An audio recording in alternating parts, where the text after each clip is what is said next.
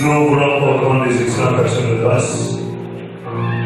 Te dire combien tu es bon, grand, glorieux, précieux, important pour nous, Seigneur. Nous nous rendons compte, jour après jour, que sans toi, nous ne valons strictement rien. Au jour le jour, nous constatons et nous nous rendons compte, Seigneur, de voir que la meilleure chose qui puisse arriver dans notre vie, qui soit arrivée dans notre vie, Seigneur, c'est de t'avoir rencontré. Encore aujourd'hui, nous te témoignons notre connaissance et gratitude, Père Saint. Pour avoir un jour pensé à nous et d'avoir tourné tes regards vers nous, avoir étendu ta main vers nous, pour sortir du trou du péché, du trou de l'abomination, de la condamnation, pour sortir, Seigneur Dieu de gloire, de l'esclavage dans lequel nous étions, pour faire de nous aujourd'hui des hommes libres, des femmes libres, des hommes heureux, des femmes heureuses, des hommes et des femmes épanouis, Seigneur. Des hommes et des femmes riches qui excellent dans ta présence. Que la louange, l'honneur, la puissance, le règne, l'élévation, l'adoration. Dans les 2014, parce que tu mérites cela, Père.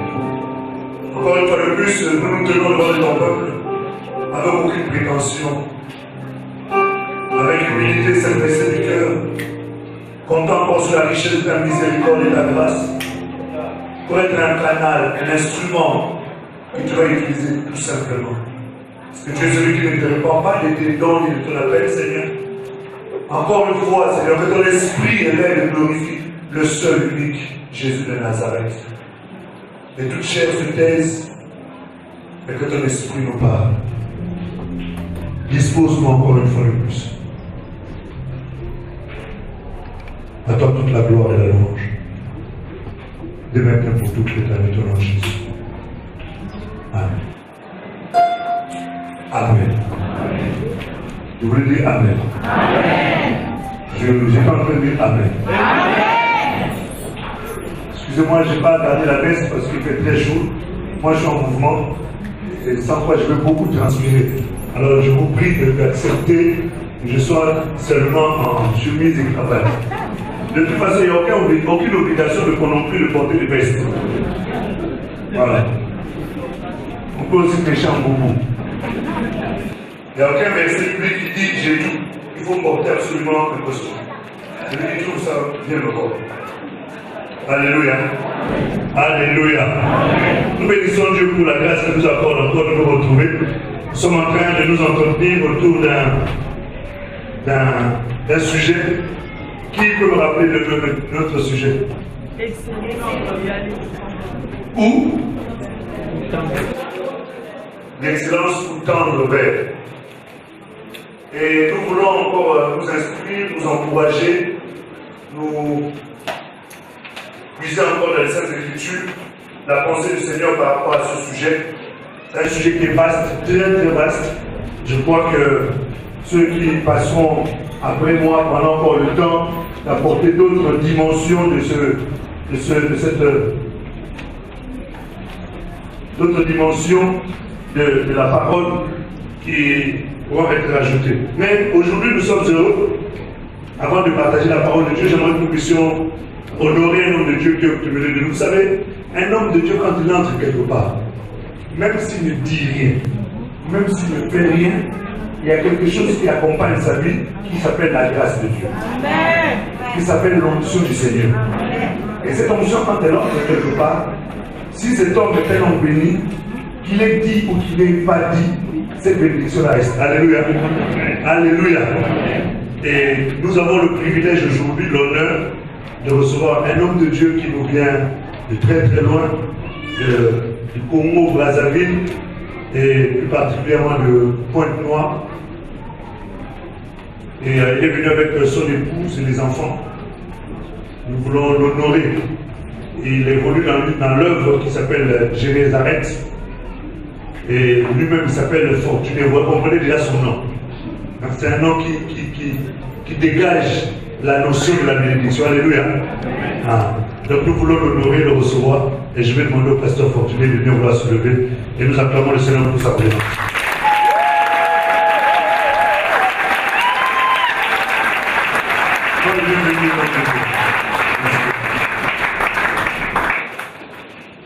2 Corinthiens chapitre 8.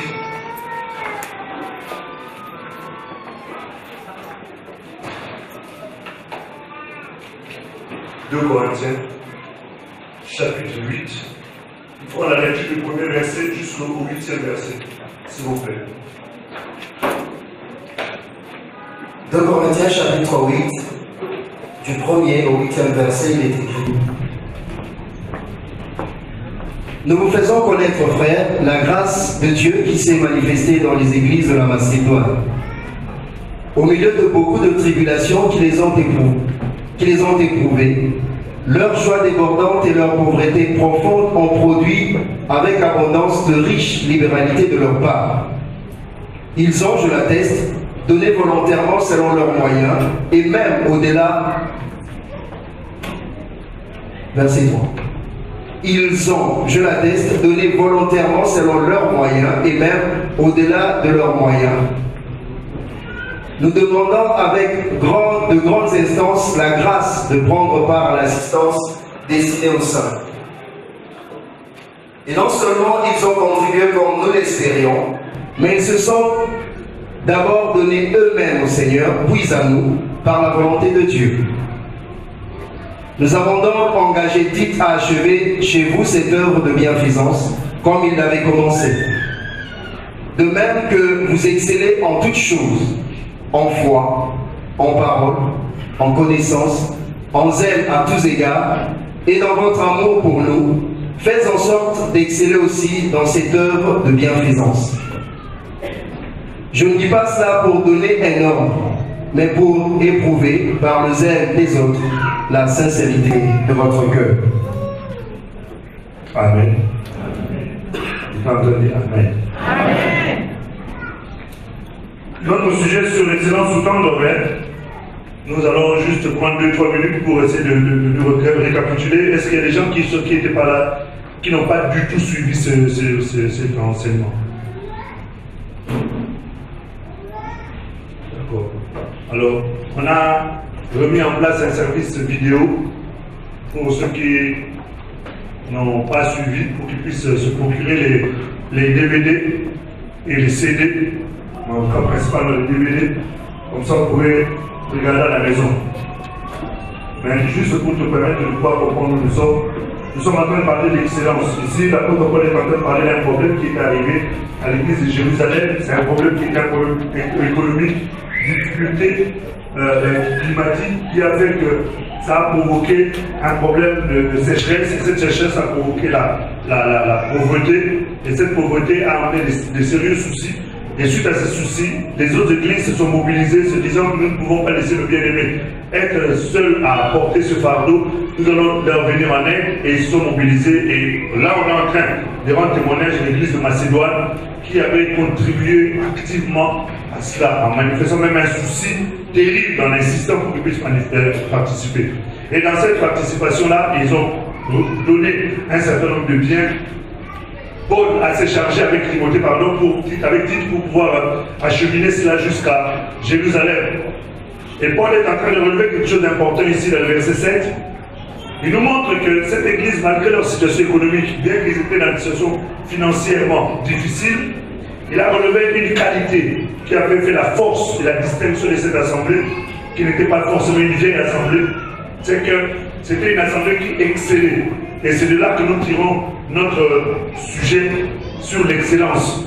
Verset 7, il est en train de montrer qu'ils ont excellé dans un certain nombre de choses, en foi, en parole, en connaissance, en zèle à tous égards, dans leur amour, ils ont excellé. Et il a montré que l'excellence, ce n'est pas des choses liées à l'aspect physique seulement, mais prioritairement dans l'aspect intérieur, spirituel. Et bien qu'on puisse avoir besoin de belles maisons, de belles voitures, de toutes ces choses que nous pouvons comprendre, qui quelque part aussi vont dans le sens de l'excellence, mais ce n'est pas tant ça qui fait l'excellence. L'excellence, c'est la qualité de la vie que nous avons. Et nous allons essayer de comprendre qu'est-ce qu'on entendait par excellence. Et ce mot exceller, ce verbe-là, c'est un verbe qui veut tout simplement dire se distinguer, qui veut dire briller, qui veut dire être supérieur en son genre, qui veut dire une haute qualité, qui veut dire perfection.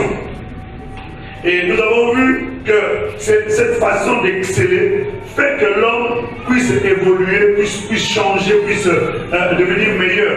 Et nous avons vu un certain nombre des écrivains français, notamment Diderot, qui est en train de dire que celui qui excelle, c'est celui qui vit.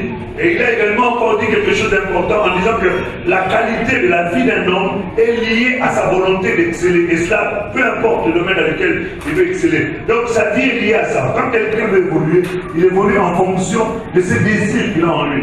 Et nous avons compris aussi que exceller, c'est ce qui te permet de pouvoir sortir de ta zone de confort, de sortir de tes limites, sortir de tes satisfactions, sortir de ta zone de sécurité.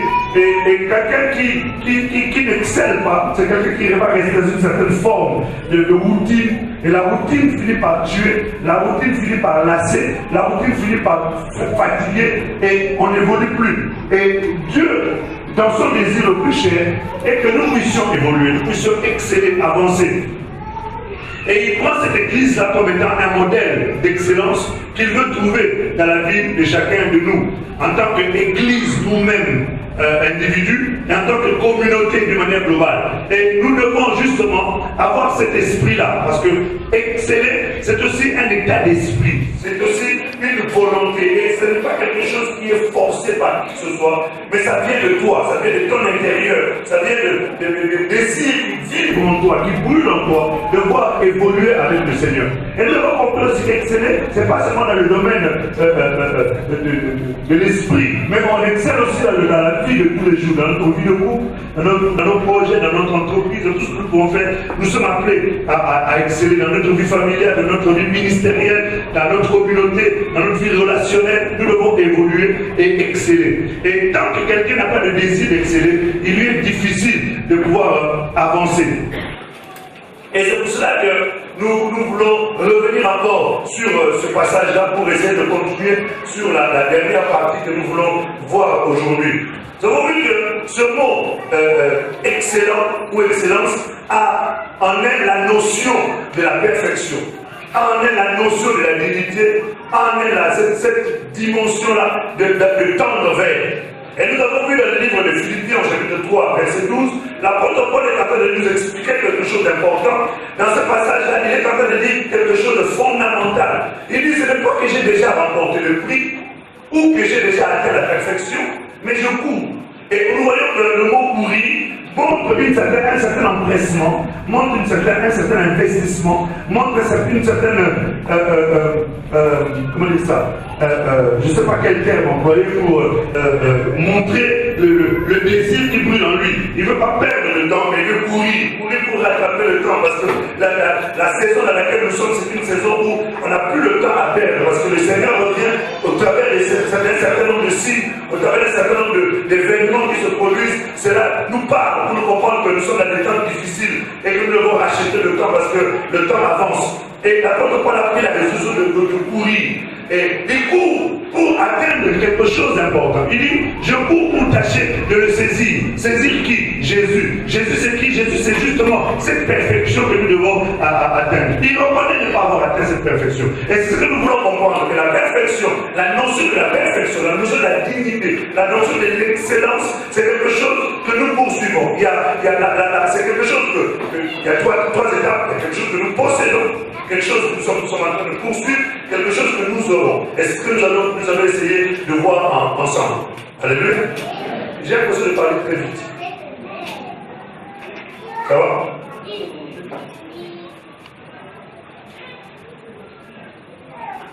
Et dans la notion de l'excellence, nous sommes en train de voir quelque chose de très important. Très important, qui nous permet en fait de pouvoir avoir la soif, le désir ardent, brûlant en nous, de pouvoir atteindre cette perfection. Il est vrai que l'apôtre Paul, au travers de ce passage, nous montre que la perfection n'est pas accessible sur la terre. Néanmoins, nous devons mettre toute notre énergie à poursuivre ça. Amen. Alléluia. Et pour poursuivre cette perfection, cela demande, cela nécessite, cela exige que chacun puisse participer d'une manière active. Dis à ton voisin, sois actif. Nous allons voir dans le premier livre, dans le deuxième livre de Pierre, au chapitre 1. 2 Pierre 1, à partir du verset 3 jusqu'au verset 5, et ensuite nous lirons le verset 10.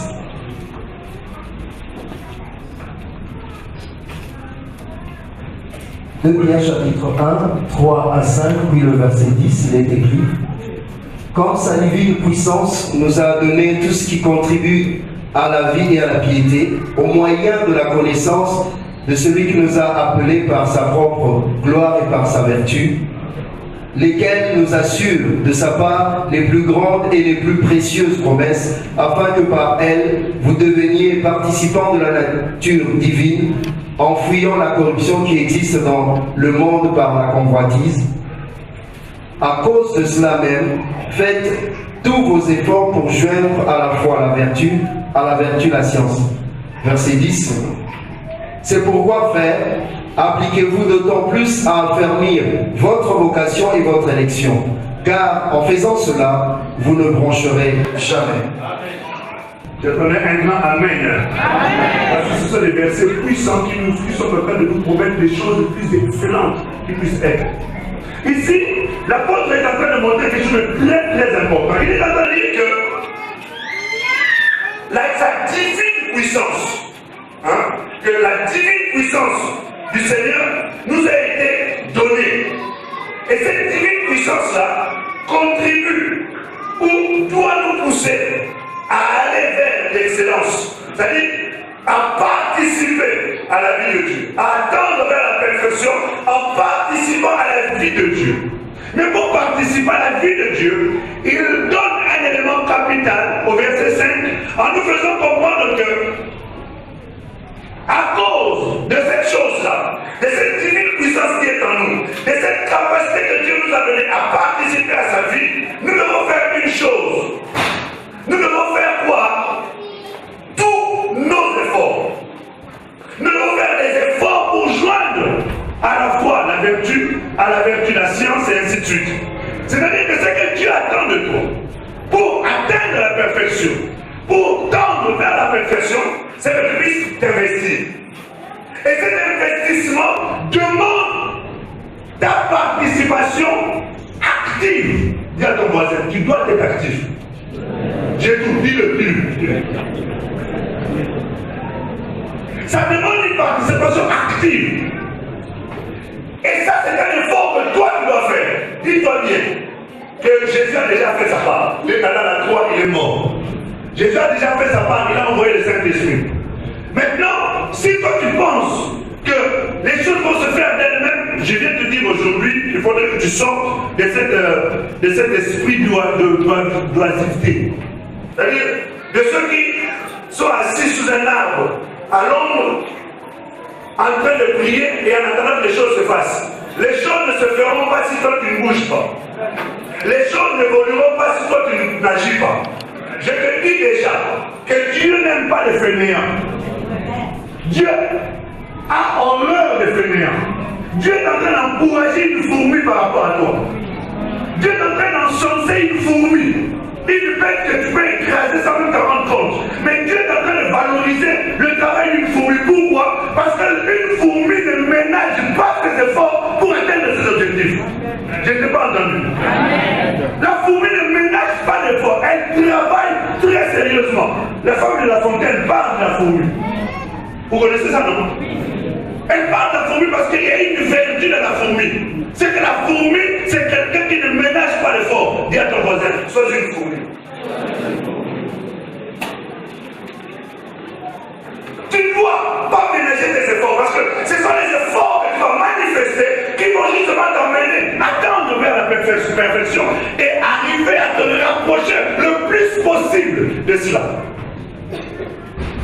Et quand la Bible emploie des mots, ces mots-là ne sont pas employés en vain. Elles sont employées parce qu'ils ont un sens. Au verset 10, l'apôtre est toujours parlant de cette situation-là, de la participation à la vie divine. Parce que c'est la participation à la vie divine qui nous emmène vers la perfection, qui nous tend vers la perfection. Et au verset 10, il dit, c'est pourquoi, frère, en d'autres termes, il est en train de dire, à cause de tout ce que je vous ai dit précédemment, de tout ce que j'ai écrit du premier verset jusqu'au verset 9, À cause de cela, frères, appliquez-vous. Voilà encore un mot, un verbe très important. Applique-toi. L'apôtre Paul parlant à Timothée, applique-toi à la lecture. Quand on dit à quelqu'un de s'appliquer, ça veut dire on te demande de faire ces choses avec minutie, c'est-à-dire avec beaucoup d'attention. On te demande de faire ces choses en t'investissant de telle sorte que ce soit fait du mieux possible. Quand quelqu'un s'applique à faire quelque chose, il fait cela avec tout son cœur. Il prend le temps de faire, de manière que la chose soit faite du mieux possible. Alléluia.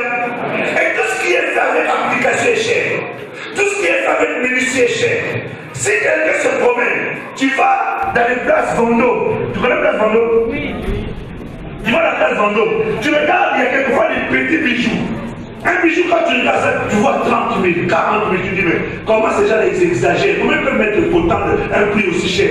Mais en fait, parce qu'ils se sont appliqués, peut-être pendant 3, 4, 5, 6, 7, 8 mois, pour faire seulement ce petit truc-là. Et le temps qui a été passé, la portée des matériaux, le temps qui a été appliqué, fait que cette chose devient à de la valeur. Alléluia.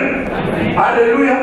Regardez les montres. Montres faites en Taïwan et les montres faites en Suisse n'ont pas le même prix, même si elles semblent être toutes les mêmes. Pourquoi? Parce que les montres faites en Suisse, ce sont des montres qui sont faites main.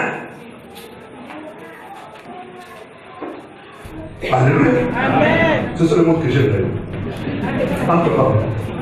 Donc, ce sont des montres faites main. Et les gens s'appliquent pendant des heures et des heures pour mettre l'aiguille, pour mettre ceci. Pourquoi? Parce que ça a une valeur.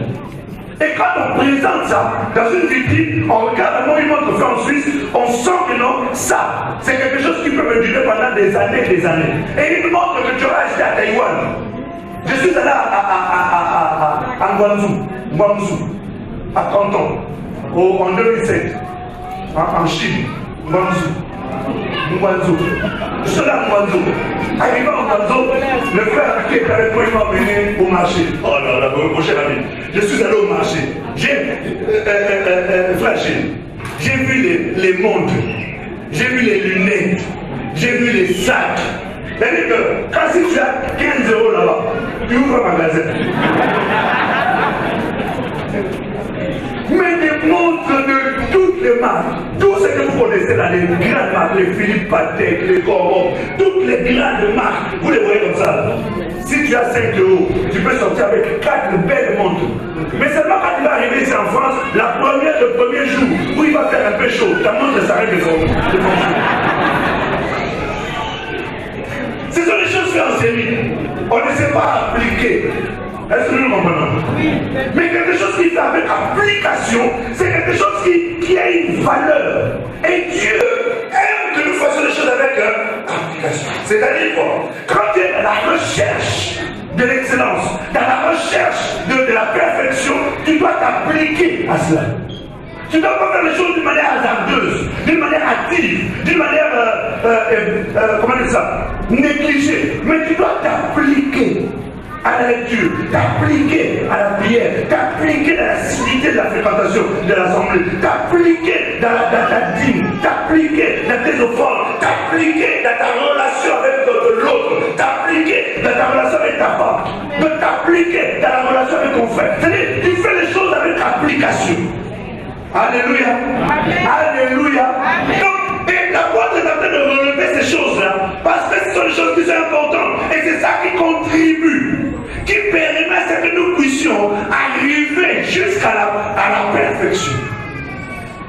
Amen. Amen. Alléluia. Amen. Et ça, c'est quelque chose de très, très nécessaire, frère. Et quelqu'un qui ne fait pas les choses avec application est en train de pécher. Parce que tout ce que tu ne fais pas avec application est fait sans conviction. Or, tout ce qui est fait sans conviction est considéré comme un péché. Est-ce que nous le comprenons? Tu dois faire tout ce que tu fais pour le Seigneur doit être fait avec conviction, avec application. Et c'est ça qui fait que Dieu prend plaisir à ça. Il y a des choses que je peux faire pour que les gens voient que j'ai fait. Parce qu'effectivement, les gens en ont demandé ce qu'ils ont vu. Mais Dieu qui sent les cœurs et les reins, Dieu qui inspecte nos vies, lui il voit si ce que nous faisons est fait avec application ou c'est fait juste pour que les gens puissent voir. Alléluia. Et ça, c'est des choses très très importantes, frère. L'excellence demande un investissement. L'excellence demande une volonté. L'excellence demande que tu puisses faire des efforts. Et si tu ne fais pas ces efforts-là, tu n'évolueras pas.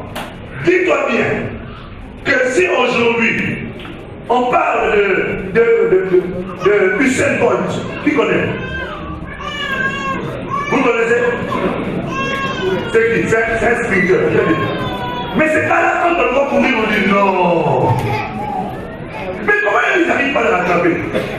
Mais vous ne savez pas combien d'heures ils passent sur le terrain en s'appliquant pour savoir comment faire les enjambées. Vous savez, quand nous courons, un homme naturel court comme ça.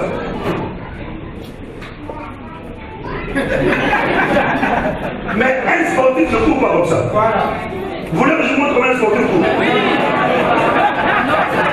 Aujourd'hui,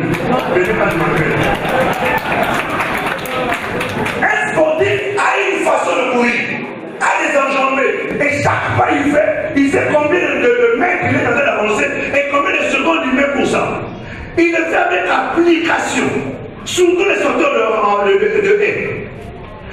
Et s'il n'y a pas d'application, vous vous rendez compte du fruit de son travail. Et c'est exactement pareil dans le domaine spirituel. Quelqu'un qui n'investit pas d'effort ne priera pas plus. Quelqu'un qui n'investit pas d'effort dans la lecture de la Bible restera toujours les mêmes choses qu'il a toujours dites. Quelqu'un qui n'a pas fait d'effort dans la méditation, la lecture, dans les lectures, même vous vous rendez compte que même ces messages, même si dans le titre, la gloire de Dieu, il est là toujours sur les mêmes choses que vous avez dites il y a 5 ans. Alléluia. Parce qu'il n'y a pas d'application dans le travail qu'il est en train de faire. Et ça, c'est vrai, frère, dans n'importe quoi. Dans ta relation de couple, si tu ne t'appliques pas dans ta relation avec ta femme, tu risques de te retrouver régressé. Alléluia. La qualité de votre couple, la qualité de vos relations, la qualité de vos relations humaines, de votre relation intime, dans quels que soient les domaines, doit toujours faire avec application. Dis à ton voisin, il faut de l'application. Alléluia. C'est très très important, frère. C'est ce que la Bible est en train de dire ici. Que nous devons tout faire avec application.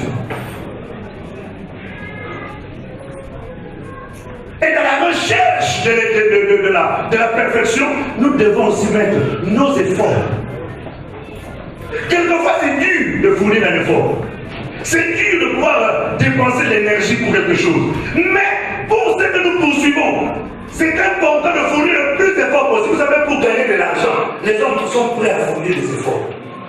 Allez, même pour voler, les gens font des efforts de réfléchir. Bon, on va rentrer dans le magasin. Toi, tu vas au fond. Moi, je vais rentrer, je vais aller vers la caissière. Pendant que je suis en train de discuter avec elle, je vais tout faire pour l'amener de l'autre côté. Tu vois notre vendeuse là, toi tu iras vers elle. Et c'est toutes les jupes que tu peux essayer. Pour la garder là-bas. Entre-temps, quoi? Le sac, j'enlève les billes que tu mets les deux. Ouais, il fait un effort de réfléchir pour aller voler. Est-ce que vous comprenez? Alors, maintenant, dans le domaine spirituel, tu dois aussi fournir des efforts pour trouver des stratégies qui peuvent te permettre spirituellement d'évoluer. Alléluia. Alléluia. Dans le mal, on excelle dans le mal. Mais dans le bien aussi, on veut exceller. Alléluia. La Bible dit que, la Bible de Romains, ils ont excellé. Ils ont de l'ingéniosité pour le mal. L'ingéniosité, c'est du génie dans ce qu'on est en train de faire. Romains, ils ont de l'ingéniosité. C'est-à-dire que dans le domaine du mal, ils sont devenus des génies. Maintenant, nous aussi, dans le domaine du bien, nous devons aussi devenir des génies. Je n'étais pas entendu. Et ça demande un effort, frère. Un effort de ta part. L'impudicité, dis-toi bien, personne ne peut résister à l'impudicité. J'ai dit, personne. La seule possibilité de résister à l'impudicité, c'est de fuir. Et ça demande un effort de ta part. Alléluia. De ne pas fréquenter les gens où tu sais que si tu me retrouves là, même si tu ne fais pas l'intention, frère, n'arrivez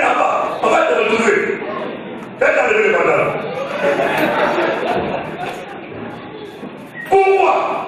Parce que tu n'as pas fait l'effort de fuir. Est-ce que nous comprenons? Et quand on demande l'effort, ça demande que tu t'investisses. Tu dois t'investir. Maintenant, pour cet investissement, il y a 3 étapes de la perfection. Il y a la perfection que nous possédons, il y a la perfection que nous poursuivons et la perfection que nous aurons. Le salut que nous possédons, le salut que nous poursuivons et le salut que nous aurons. Alléluia. Dans la dimension de la perfection, premier point, c'est la perfection que nous possédons. Hébreux, chapitre 10.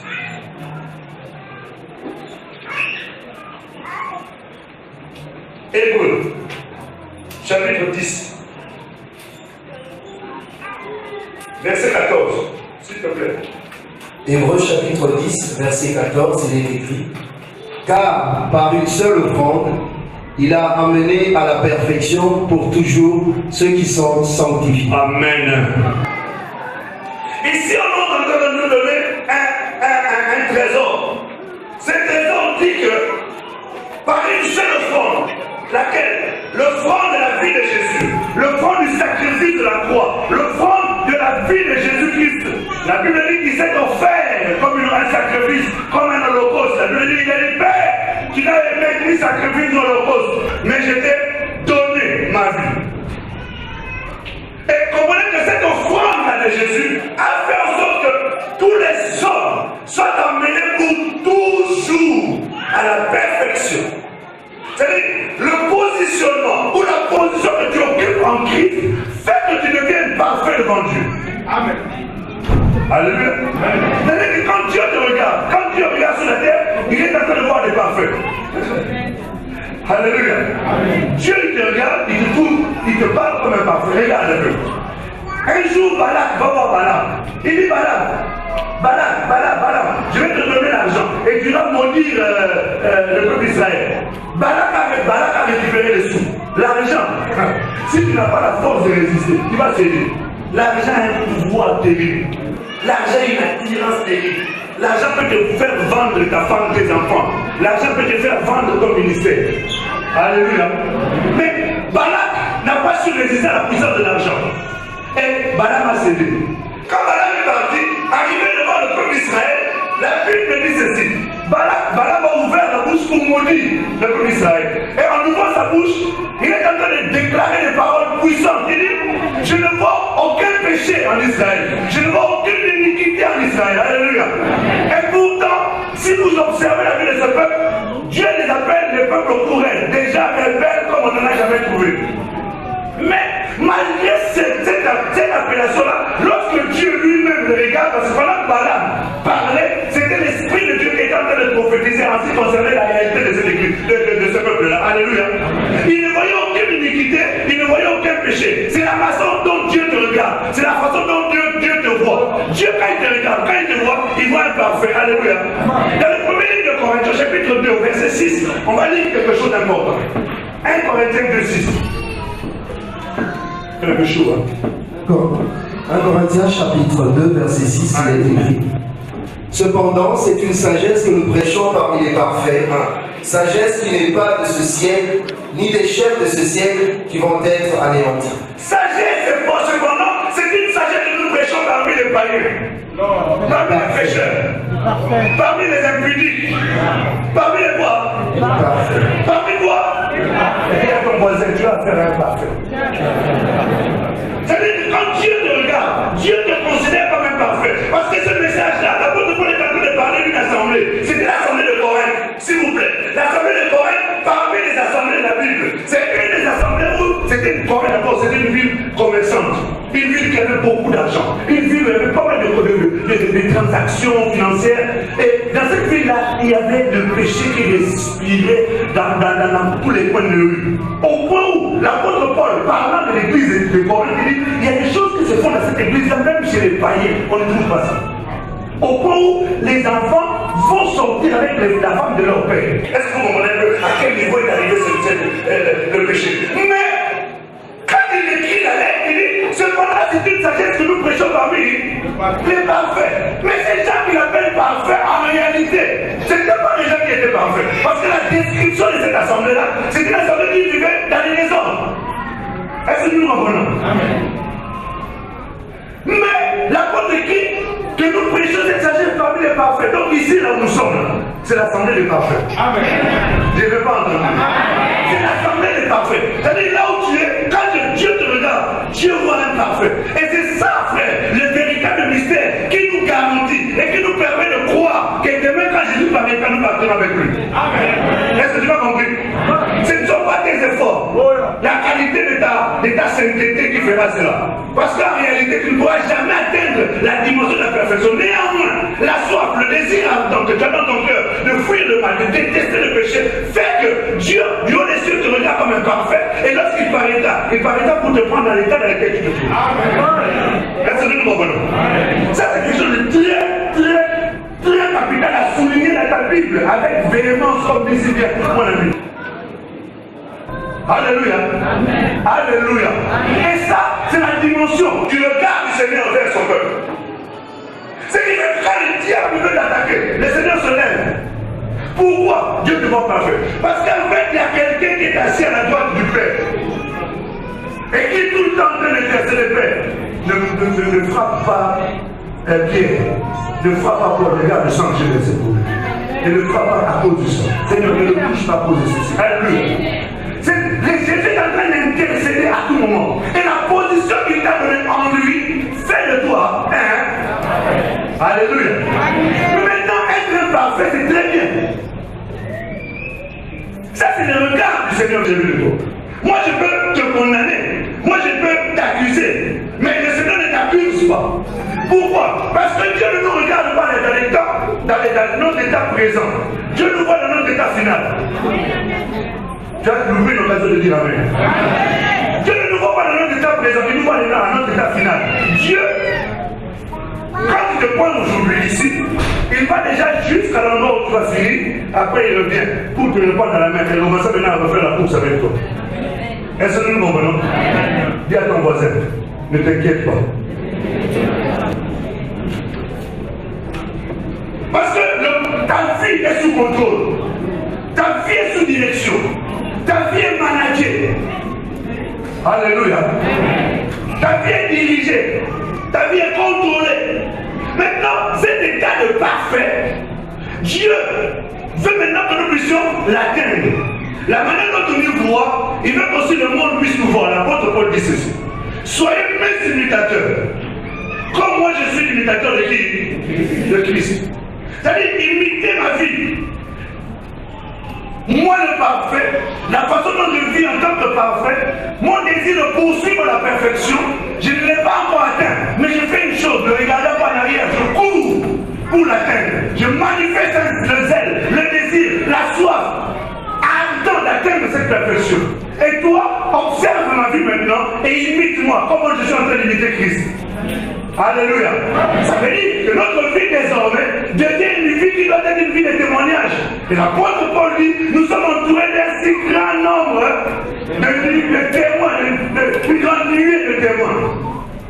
Et tous ces témoins-là sont en train de voir, d'observer, de regarder pour pouvoir ensuite t'imiter. Même ceux qui ne connaissent pas le Seigneur, le jour où ils connaîtront le Seigneur, la Bible dit, ils béniront Dieu pour la qualité de ta vie. Mais non, tu n'as pas dit Amen. Parce que la qualité de ta vie est tellement haute que lorsque cette personne se convertira, elle dit, vraiment, s'il y avait quelqu'un que j'avais rencontré qui priait, vraiment Marius fait partie de ces gens-là.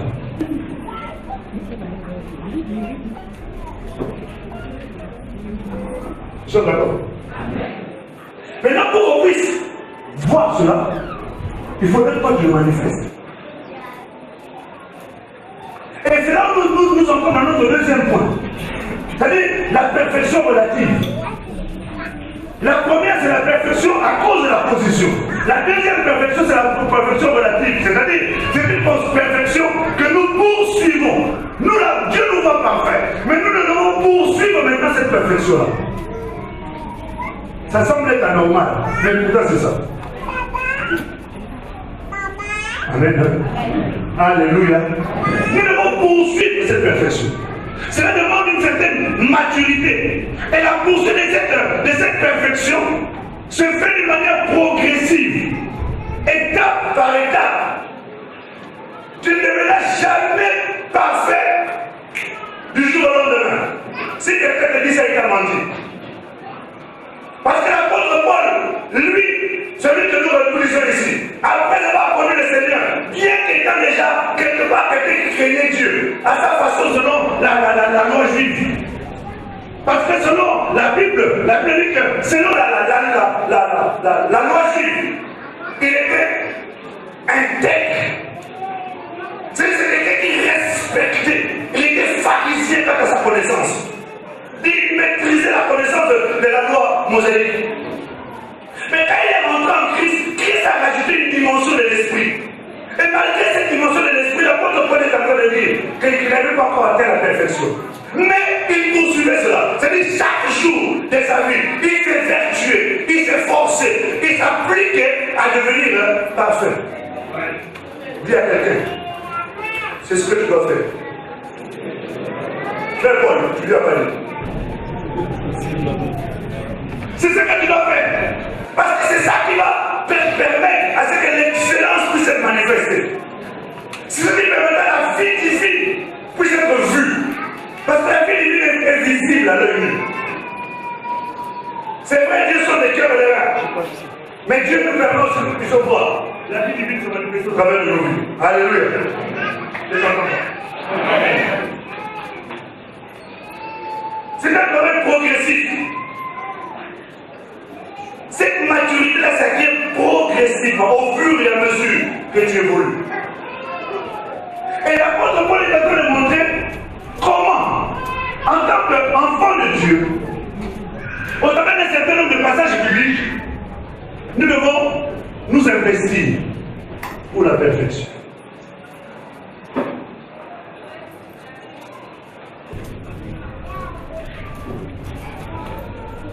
Allons-y ensemble.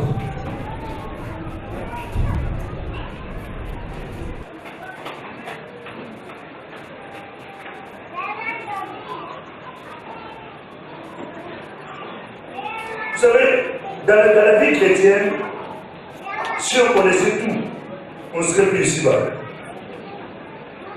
On a besoin chaque jour de rajouter des choses dans notre vie. C'est pour ça que l'apôtre Paul et l'apôtre Pierre est en train d'expliquer là-bas que à la fois rajouter ceci, à ceci, rajouter cela, à ceci, rajouter cela. C'est ça là, cette progression qui doit être manifeste dans ta vie. Et la Bible dit ceci, que votre progrès doit être évident. C'est-à-dire quand quelqu'un te regarde, il se rend compte qu'il y a 2 semaines, je ne dis pas comme ça. 2 semaines après, la personne te rencontre et je dis, mais non, qu'est-ce qui s'est passé dans la vie de cette fille-là? Qu'est-ce qui s'est passé dans la vie de cet homme? Il y a quelque chose qui s'est produit. Et c'est ça, cette évidence-là. Alléluia. Alléluia.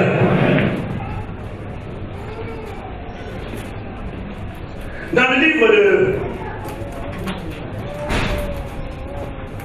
Colossiens,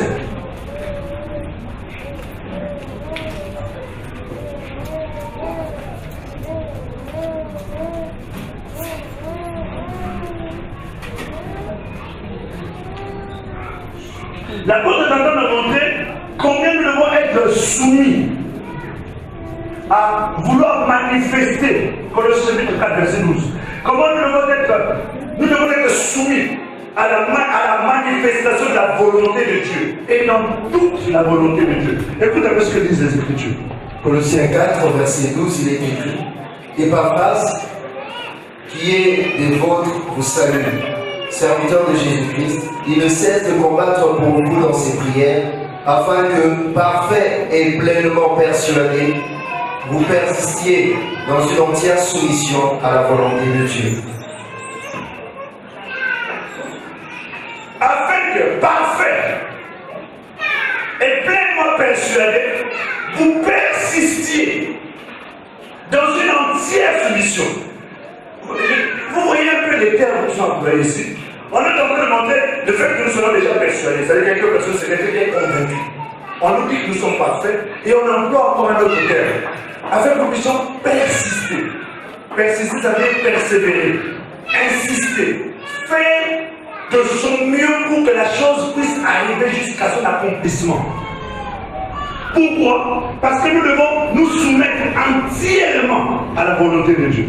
Et c'est cette soumission entière à la volonté de Dieu qui nous emmène, qui nous tend vers la perfection. C'est-à-dire qu'il n'y a pas de choix à faire. Il n'y a pas de tri à faire. Parce qu'on peut trier. Non, ça m'intéresse. Non, ça ne m'intéresse pas. Non, non, moi je préfère pas ça. Moi je préfère ça. Dans la soumission que nous devons avoir vis-à-vis du Seigneur, c'est une soumission qui est entière. Et d'ailleurs, le mot parfait veut dire complet, veut dire rempli. Et la soumission que nous devons avoir ici, c'est une soumission qui doit être parfaite, entière. Et c'est cette soumission qui traduit, donc qui va manifester la quoi? Vous êtes avec moi? La perfection. Alléluia. Alléluia. Et ça, c'est dans tout ce que nous sommes en train de faire. Et au-delà de ça, la perfection, c'est quelque chose qui se fait, c'est un travail de longue haleine et qui demande une autre qualité. Dans le livre de Jacques, chapitre 1, au verset 4.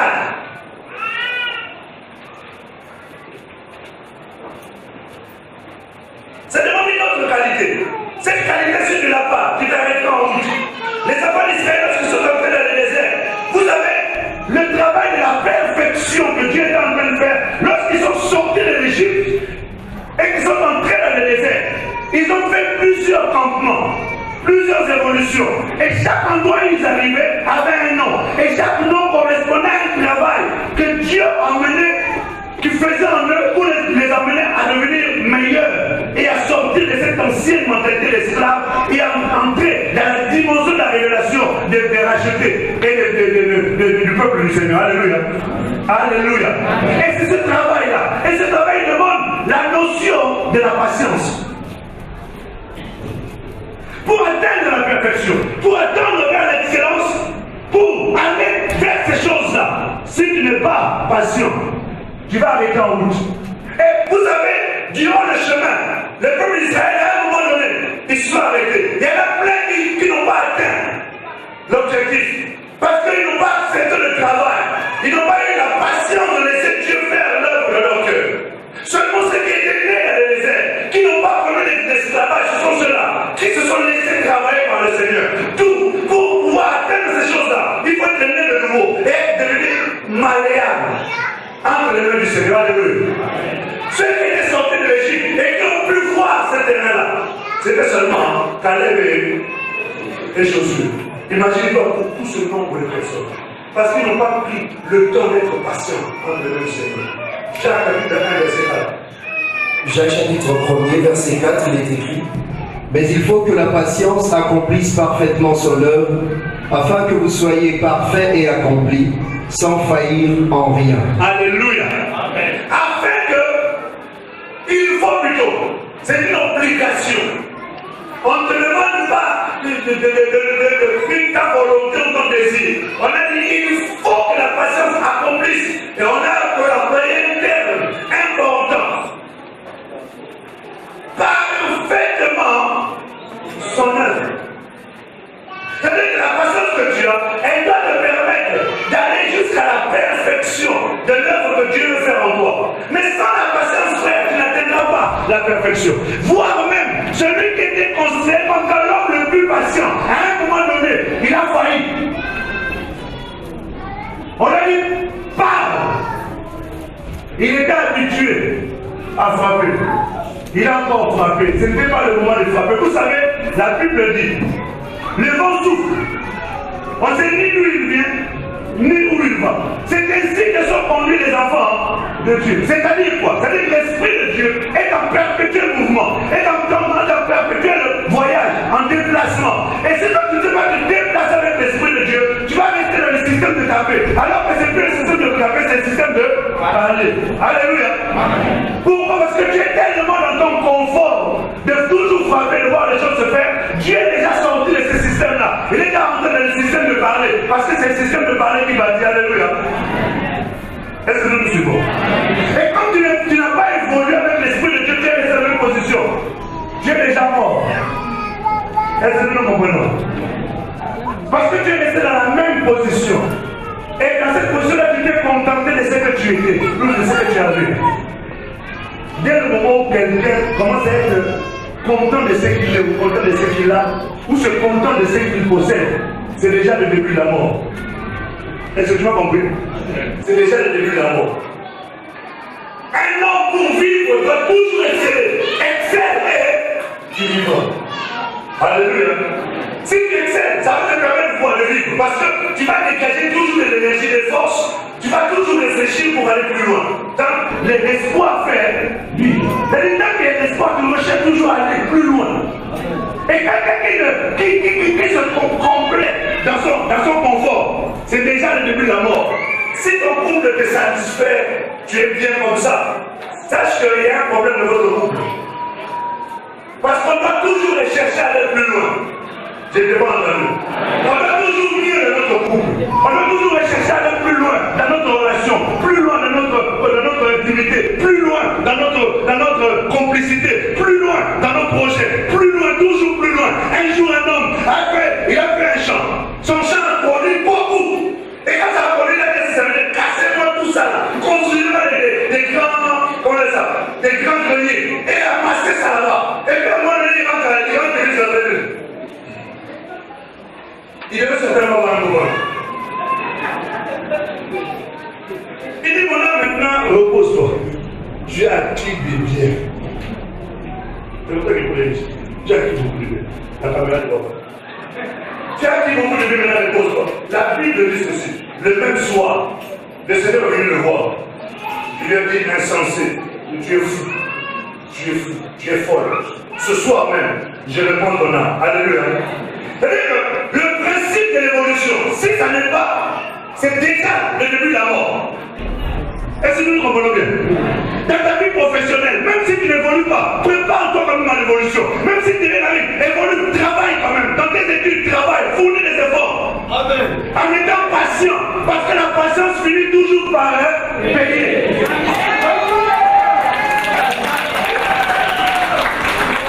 Alléluia. Oui, mais cette patience doit faire un travail. Ça doit t'emmener jusqu'à atteindre parfaitement l'œuvre. Quand tu n'as pas encore atteint l'œuvre, frère, n'arrête pas, continue. Tu pries, tu ne vois toujours rien. Continue. Il a prié 6 fois. Il a prié encore 5 fois. À un moment donné, la secte fédérale se servir, on va regarder un peu. Tu connais le passage, non? Le jour où il nous a annoncé que moi, vous y arrivez, il a dit, j'ai vu la paume de la main. Il avait prié pendant 9 ans. Est-ce que pendant 9 ans, 365 jours par 3, ça fait combien les matheux? Julie est où? 365 jours par an, ça fait approximativement combien? C'est-à-dire chaque jour, il fléchait les genoux. Parce que moi, il était important, il priait. Mais il fallait que sa patience accomplisse parfaitement l'œuvre. Et on a vu le fruit de sa patience. Elle est arrivée. Mais elle est arrivée, il y a une personne qui en servi.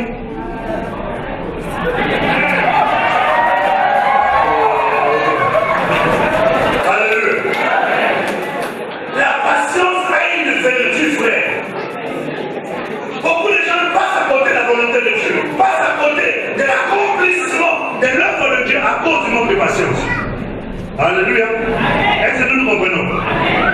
Travaille, même s'il n'y a pas de résultat aujourd'hui, travaille. Sois patient avec le travail. La patience. Un autre point encore. Un autre point. Tu vas écrire 1 Corinthiens chapitre 4, 1 Jean chapitre 4, 1 Jean chapitre 4, verset 17 à 18.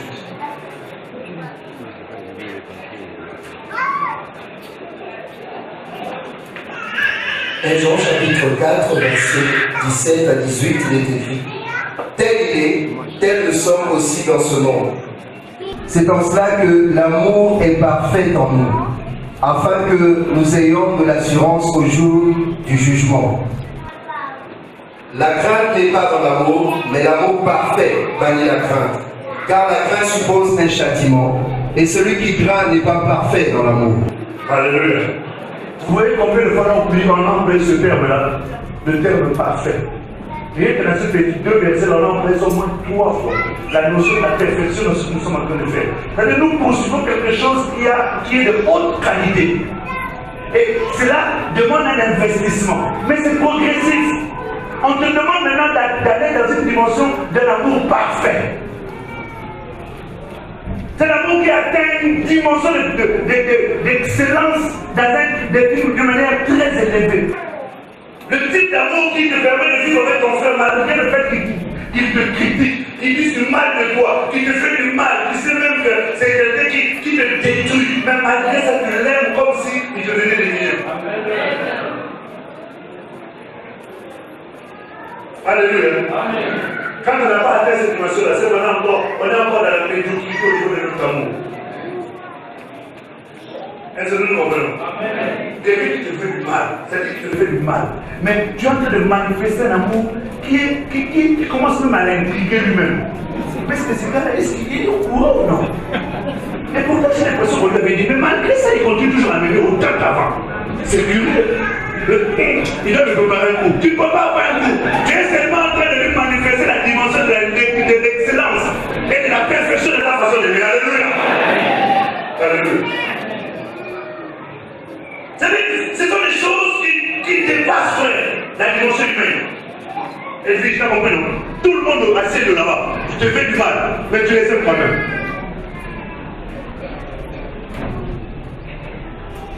Et l'amour parfait bannit la crainte. Ça porte quelque chose de très fort. Que nous ne toucherons pas, parce que ça va nous demander beaucoup d'explications. Mais comprends seulement que nous ne vivons pas avec Dieu. Parce que nous craignons des représailles. Ceux qui sont à l'école de formation, ils comprennent mon langage. Nous ne vivons pas avec Dieu parce que nous craignons d'aller en enfer. Nous vivons avec Dieu parce qu'il nous aime et c'est pour ça qu'on retourne nous aussi nous l'aimons. Alléluia. Celui qui vit dans la crainte d'aller en enfer, il n'aime pas Dieu. Et c'est ça quand on parle d'amour parfait vis-à-vis de lui. C'est ça la dimension. Enfin. C'était une parenthèse. Ce sont les choses qui doivent être développées, entretenues, travaillées dans notre vie pour que nous puissions évoluer dans ces choses-là. Et c'est ça qu'il crée. Pour qu'il nous tende, pour qu'il nous emmène vers la perfection. Alléluia. Alléluia. Ça doit nous emmener à la sainteté. Dans 2 Corinthiens chapitre 7, verset 1. Voyez-vous, on va lire ce passage d'abord. Écoutons un peu ce que dit Jésus. 2 Corinthiens 7, 1. 2 Corinthiens chapitre 7, verset 1, il est écrit: ayant donc de telles promesses, bien-aimés, purifions-nous de toute souillure de la chair et de l'esprit, en achevant notre sanctification dans la crainte de Dieu.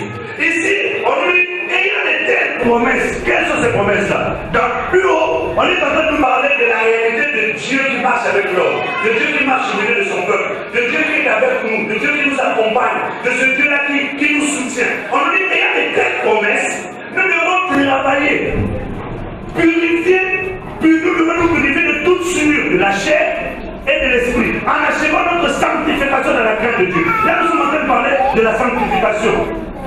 Et cette sanctification nous emmène à tendre vers la perfection. Et cette sanctification nous montre qu'elle est dans toutes les dimensions, dans la dimension de la chair et de la dimension de l'esprit. Frère, il y a des choses que tu ne fais pas charnellement, mais dans lesquelles tu vis spirituellement d'une manière vraiment assidue. Naturellement, tu n'as pas de relation intime avec une femme. Mais spirituellement, tu es déjà sorti avec au moins 50 000 femmes. Pourquoi? Parce que dans ton esprit, tu les convoites tellement. Tu les regardes avec envie. Tu les regardes avec des désirs impurs. Charnellement, tu ne l'as pas fait. Mais spirituellement, tu es en train de commettre. C'est pour ça qu'on dit, purifions le toute souillure de la chair d'abord. Et la deuxième souillure, c'est la souillure de l'esprit. Pourquoi? plusieurs maris, tu as plusieurs femmes. Dans ton esprit, tu ne peux pas laisser quelque chose passer sans convoiter ça. Même si tu ne l'auras pas voir, même si tu ne l'auras pas touché. Mais dans ton cœur, tu as déjà désiré. Tu en veux même à ces gens-là qui possèdent ces choses-là. Est-ce que nous nous revenons? Alléluia. Et cette dimension-là de l'esprit qui doit nous emmener à la perfection.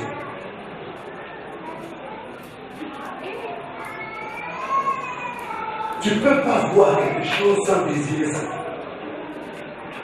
Physiquement, personne ne voit. Physiquement, tu n'as pas touché. Physiquement, tu n'as pas vu. Tu n'as pas appris. Mais spirituellement, tu es dedans alors, dedans à 100%. Au point où même, la nuit, tu en rêves. Est-ce que tu suis? La nuit, tu en rêves. Tu rêves que tu es avec cette femme-là. Tu rêves que tu es ces hommes-là. Tu rêves que tu es en train de faire ceci ou tu es en train de faire ça. Tellement que dans ton esprit, tu vis dans ça. C'est pour cela que je te conseille aujourd'hui de te purifier de ces choses. Alléluia. Alléluia. Parce que c'est ça qui amène la dimension de la perfection en toi.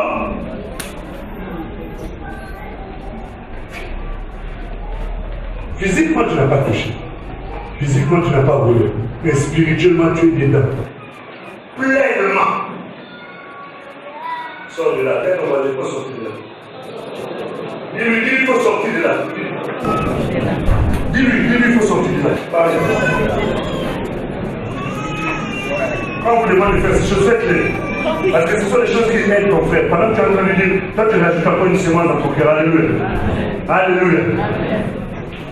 C'est ça qui emmène à la perfection, frère. Nous ne devrions plus. Nous devrions faire plus en plus, j'ai même l'attitude. Mais c'est faux. Pharisiens. Vous savez, les pharisiens, la qualité des pharisiens, c'est qu'ils avaient une apparence de la piété, de la sainteté, au point où tu peux lui donner ta carte bleue Infinity avec le code. Alléluia. J'ai pas dit la carte bleue code Infinity. C'est-à-dire que c'est une carte bleue qui n'a pas de fond. Vas-y. Tellement que tu le vois saint, mais dans son esprit, un voleur que tu n'as plus pas imaginé. Un hypocrite de premier ordre. Alléluia. Alléluia. Physiquement, tu ne vas rien faire, mais spirituellement. C'est pour cela que la dimension de la sanctification ou de la sainteté passe par là. Et si quand tu passes par là, ça te permet d'évoluer. Purifie-toi de la chair et de quoi? Et de l'esprit. Et c'est là où il y a le problème dans l'esprit. Quand on parle de l'esprit, là, on est en train de parler en même temps de la dimension des pensées.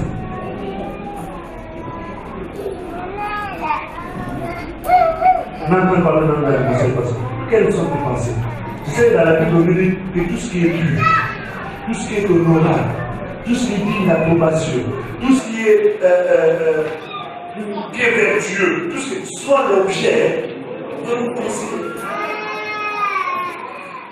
Parce qu'à force d'être comme ça, un jour, tu vas avoir des douleurs. Est-ce que nous nous comprenons? Or, dans la dimension de la perfection, nous devons travailler toute notre vie. Un autre verset encore et le dernier. Hébreux chapitre 13. Verset 21.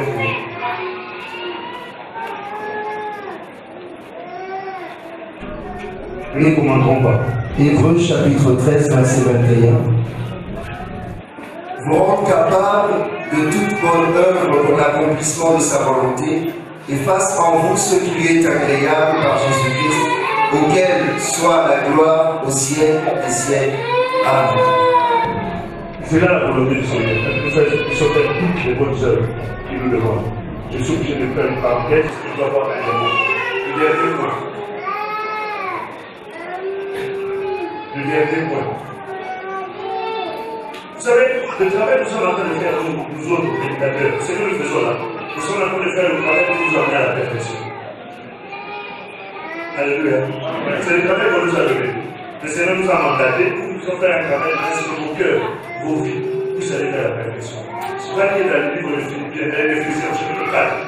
Il le dit à partir du verset 12. C'est le travail. Les dons que Dieu a donnés à l'Église, les pasteurs, les docteurs, les apôtres, c'est ça. Leur travail, c'est d'amener le peuple à la perfection. Instruire le peuple atteigne la perfection. Donc c'est vraiment quelque chose sur laquelle Dieu met un point d'honneur. Que son peuple aille vers la perfection. Et nous avons dit que la première étape, c'est l'étape de la perfection que nous possédons par notre position. La deuxième étape, c'est l'étape de la perfection relative. C'est-à-dire dans laquelle nous évoluons pour aller. Et la troisième étape, c'est l'étape de la perfection absolue. C'est-à-dire la perfection que nous possédons, que nous avons parce que le temps de la perfection est arrivé. C'est-à-dire ceci. C'est-à-dire que c'est la perfection qui touche tout notre être, esprit, âme et corps. Paul est en train de dire quelque chose d'important. Il n'a pas encore atteint la perfection. Mais il tend vers la perfection. Et nous tous, nous atteindrons la perfection le jour où nous vivrons soit la résurrection des morts, soit l'enlèvement. Amen. Voilà quelqu'un qui m'a suivi. C'est-à-dire que, je le répète, comme ça, toi, tu peux dire avec. La perfection, nous l'atteindrons le jour de la résurrection ou alors le jour de l'enlèvement. C'est-à-dire quoi? Nous allons lire le livre ensemble. Dans le livre de 1 Corinthiens chapitre 15, je te demande d'aller lire tout ce livre-là. 1 Corinthiens chapitre 15. Tu verras dans ce chapitre-là qu'on est en train de parler de la réalité du corps mortel, du corps immortel. On est en train de parler du corps charnel et du corps spirituel. On est en train de faire le parallèle entre le corps corruptible et le corps incorruptible. Et le jour de la résurrection, j'aurai un corps, vous savez le corps de Gamou-Gaou. Qu'est-ce que vous voulez dire à Gamou-Gaou? Ça, c'est Gamou-Gaou, c'est passé à l'époque pour les gens qui sont arrivés en Europe dans les années 70 par là. Il y avait chez les amis. Gamou-Gaou. Gamou-Gaou, c'est un film. Vous savez, moi je m'inspire par tout ce que je vois est tous l'inspiration. Alléluia. Gamou-Gaou, c'est quelqu'un qui avait la capacité de passer au travers des murs. Voilà. Il passe au travers des murs. Et Jésus avait le corps de Gamou-Gaou. Oui.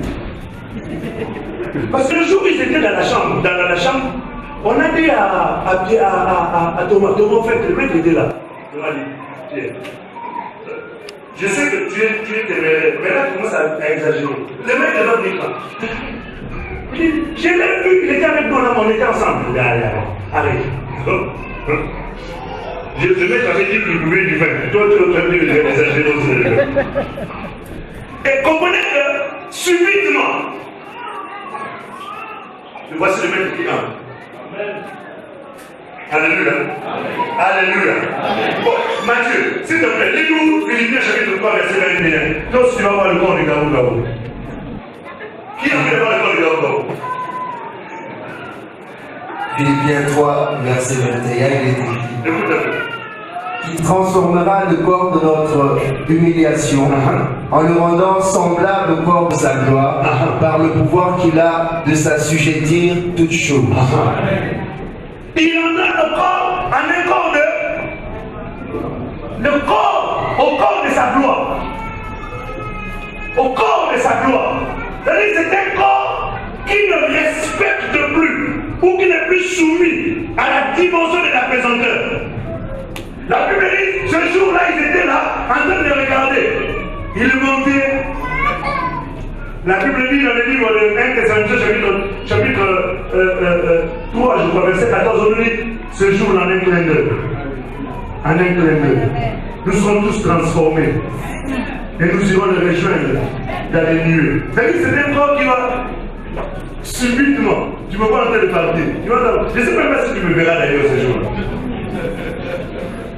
Ne me verra que celui qui sera comme moi. Merci. 1 Thessaloniciens chapitre 4, verset 13. Jusqu'à 15. Je t'ai libéré. En un corps de gloire, et ton corps, ça dira, allez rejoindre le Seigneur dans les nuées, et ensuite nous partirons. Alléluia. La Bible dit, oh Christ, ce jour-là, reviendra à la vie. Il prendra notre corps. Si malheureusement tu es mort avant que Jésus-Christ revienne, ne t'inquiète pas. Tu auras un autre corps qui te permettra de sortir du tombeau et de revenir pour partir ensemble. Alléluia. Nous ne précéderons pas les morts, mais tous ensemble, nous allons les rejoindre. Voilà notre espérance, frère. Voilà ce qui nous fait vibrer. Voilà ce qui nous pousse à fuir, à exceller, à tendre vers la perfection. Parce que ce jour-là, je ne veux pas le louper. Dis à ton voisin, ne loupe pas. Parce que si tu loupes, tu n'as jamais souffert encore. Là, tu n'as pas encore souffert. Parce qu'après ça, la souffrance sera telle que le monde n'a jamais connu. Alléluia. Alléluia. C'est-à-dire que nous allons avoir un autre corps. Et ce corps-là, c'est le véritable corps de la perfection. Qui n'est plus soumis au péché, soumis aux abominations, soumis au monde, soumis à Satan. C'est fini. Et nous serons les jours de Seigneur. Alléluia. 1 Corinthiens, 1 Jean. Écris-le. Écris 1 Jean 2, 1 à 2. Que tu liras à la maison. Écris aussi 1 Jean chapitre 3, versets 1 à 2.